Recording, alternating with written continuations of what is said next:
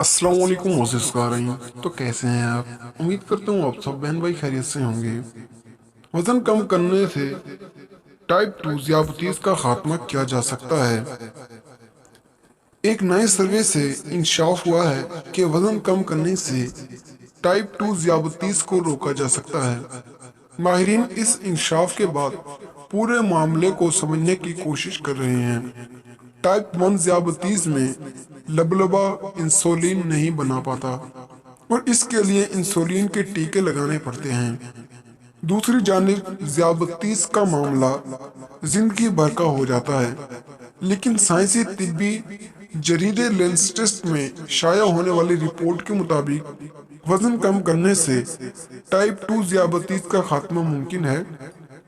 ताहम यह खात्मा वक्ती और हमेशा के लिए भी हो सकता है। टाइप 2 ज़ियादतीस के लिए शुरू किए जाने वाले सर्वे दी डायबिटीज रेमिशन क्लिनिकल ट्रायल के इख्तिताम पर मालूम हुआ है कि जिन अफराद ने इसके लिए अपना वजन कम किया था, इनकी शुगर जड़ से खत्म हो गई और सर्वे के आखिर तक इनमें मर्ज के कोई आसार दिखाई नहीं दिए।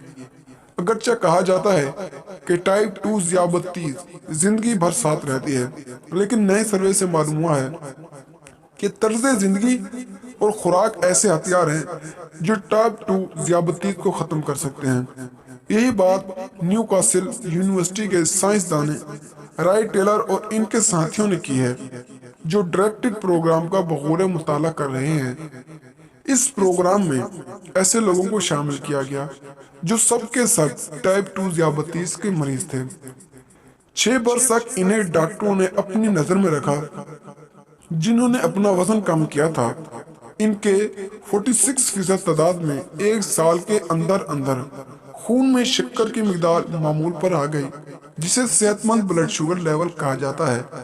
माहिरीन का ख्याल है कि अगर शुगर के मरीज अपना वजन कम कर लें तो इससे लबलबे के खास बीटा खलियात अच्छी तरह काम करने लगते हैं।